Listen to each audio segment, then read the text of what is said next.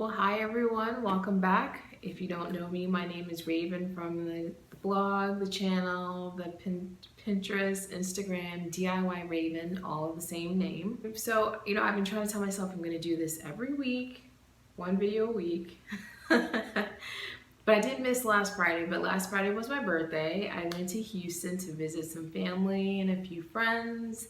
So it was just a very low-key, chill birthday. So I had every intention to upload, but it just wasn't gonna happen. I wanted to take some footage of a fabric store, well, two fabric stores in particular that I used to go to all the time. So I wanted to show you high fashion fabrics. It's like the fabric store like in Houston Midtown that I used to like go all the time. But the coolest thing about high fashion fabrics is actually that I'm actually in the parking lot of High Fashion Home. I don't know if you can see that. Yes. But right across the street is High Fashion Fabric. It's a little too convenient. This really used to be my stomping ground around like 2009, 2010, 2011. When I was kind of like making bags, I would use the upholstery fabric from High Fashion Home. And of course, when I was just, making things, I would go to High Fashion Fabric and look around. So I was very determined on my trip. I went there because it's pretty far from where my parents live, but went there, took some footage, but honestly, my footage really wasn't great.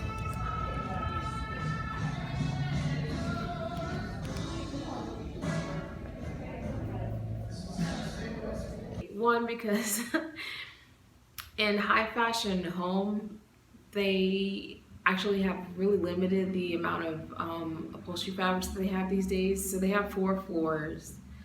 It used to be 4 floors of like upholstery fabrics, but now they're more of like a showroom.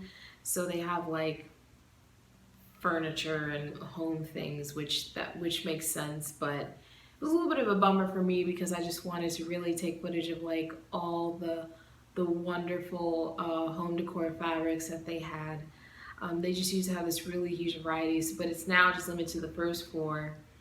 And honestly, like I'm pretty shy about taking footage like out in the wild. I mean, I can do this all day, in the comfort of my own room, in my own home, but to go out there, you got to be a little bold with your camera work. And that place now it's a lot of consultants, and there's people that come to you wanting to show you things on the showroom floor. So I just got a little shy with my camera.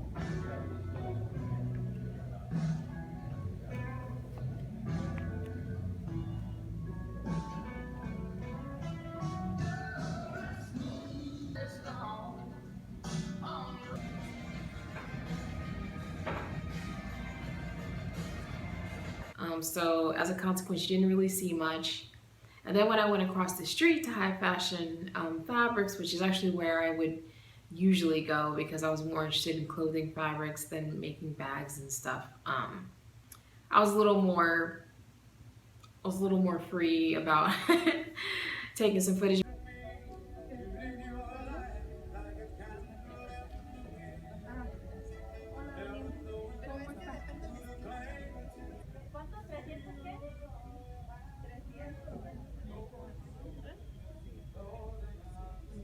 Just put it in a bag, do it right there in High Fashion bag.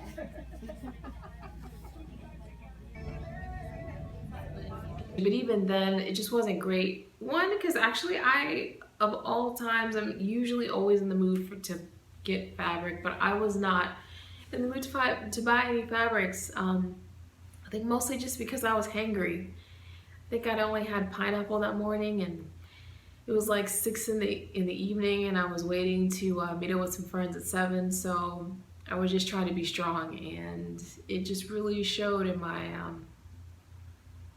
camera work. So I decided, you know what, I'm just not gonna have a video for Friday, but that's okay. It's my birthday. I'll just let it go. So that was that. Also, in going home, here where I live now, I really pride myself on not really having that huge of a fabric stash. But I just have a few things but it's down to a minimum, you know. But I forgot that at home, my mom, you know, when we were on the subject of fabrics, she was like, oh, you know, you have like, you know, maybe 2.5 bins of fabric. Like, so I have a whole stash at my parents' house. So it was cool. It was like going through memory lane, but at the same time, like I like to think of myself as, you know, being very practical and minimal in certain aspects, and I really had a lot of stuff going on. And I distinctly remember when I moved, when I like had officially moved out of my house, my parents' house again, several years ago now, that like I had a garage sale, and in that I had included this huge box of fabrics that I just put free. I put free along with an old brother sewing machine that I had that was kind of loud, and I had already kind of upgraded to my current brother, and I just let them all go for free. And some lucky lady took those things, and I was like, great, you know what I mean? I've like no more fabric, but man, I was wrong. I had to be really strategic about this because we only had one small carry-on, so I didn't even bother to look at most of the fabric, but I did look through some, and I had really thought about mailing some of this stuff to myself, but I was like, this is for another time. I will be at my parents' house again. This is for another time. I only brought one item with me, and which is actually kind of random, but it's this fabric, which I forgot all about. It's actually the bottom of a dress. So it's like from the waist down. I salvaged that part, and in the back you can see the slit, the skirt slit at the bottom. But this was not my grandmother, her sister, so I guess my grand aunt. This belonged to her. And she wore this when she was younger, and she gave it to me, you know, maybe 10 years ago now, and I don't remember the circumstances of why she gave it to me, but I just really thought it was special. I really liked the fabric. I thought it was unique, and it was just one of those things where, like, you know, I don't think anybody's going to be able to buy this off the bolt anywhere. So I remember this, and I brought it with me, and I have no idea what I'm going to do with it. But it's definitely enough fabric to do something with. But actually, like, preliminary plans are for the fennel fanny pack, which by Sarah Kirsten, I believe that's the designer. I'll put all her info here for you. But I was never, like, even in the 90s, I was never a fanny pack person. I think I really mostly hated the name. Just a fanny pack, and just, you know, it's like a booty pouch. I mean, I think it's just, I don't know, just a name that I can never get on board with. But I think the one she has is really cute. And I saw my good friend, my good sewing buddy, Gina. I'll link her information below as well. She also has a channel.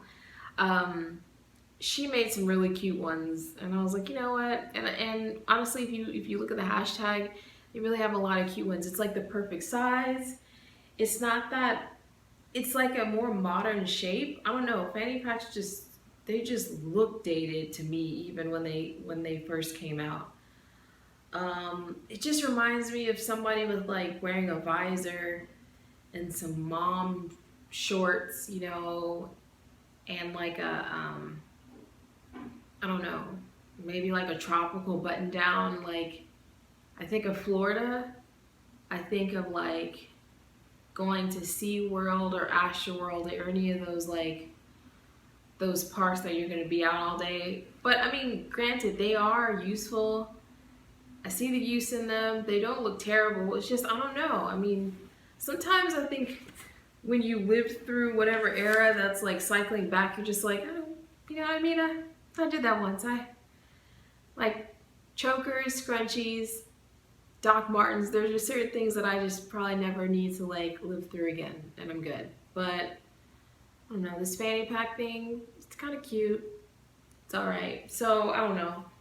I'm possibly thinking about that, but then I mean, I'm still gonna have so much left. I don't know yet. I'm trying to make sure that every video, as much as I can, every video that I create, I have an item of clothing that I have made. So this is actually McCall's 6754. This is the peplum version of that pattern, version C.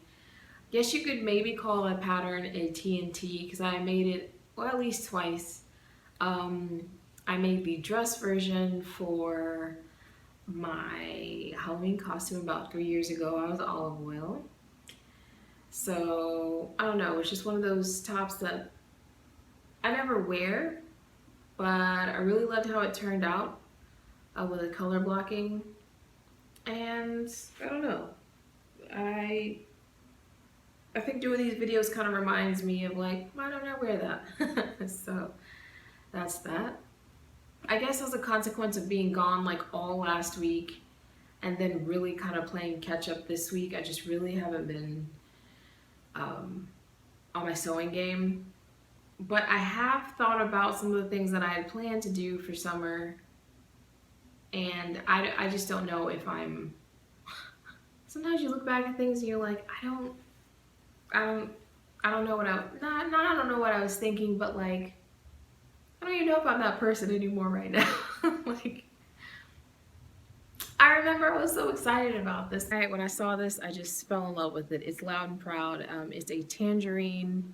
It looks really fired up, I think, because of the light. The plans that I have for this, making basically like a long maxi. So I've been like dragging my feet on this, and I think just because when I'm just not as excited, it's just really hard for me to kind of, you know, push through. But I think I'm gonna try my darndest to do it because I think it's gonna come out beautifully. But like looking at this, I was like, you know, where am I gonna go with that one? But you know what? I think it's gonna be great. I think I should just not worry about it and just do it. So that's that. I did get to do a little cleaning of my sewing machine, so I will leave some footage of that. It was disgusting. It was downright gross, and I am telling myself that I will not do this again, but this was years of accumulation, so hopefully I will not do that again. And it's actually the first time too that I oiled my machine as well, so, but it's like, it's gross, but it was oddly satisfying. You'll see.